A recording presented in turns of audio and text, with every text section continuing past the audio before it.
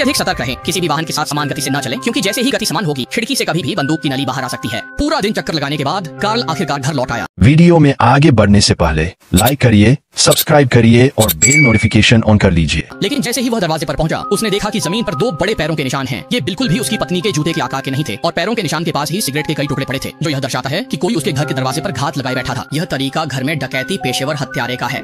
Karl तुरंत समझ गया कि कोई उसकी हत्या करने वाला है, इसलिए उसने कार से अपनी पिस्तौल निकाली, फिर दरवाजे के अंदर कूद गया और झाड़ियों की आड़ में घर की ओर दौड़ा। लेकिन उसने देखा कि घर के पास की जमीन पर पैरों के निशान हैं, जिससे साबित होता है कि वह आदमी घर के अंदर घुस चुका है।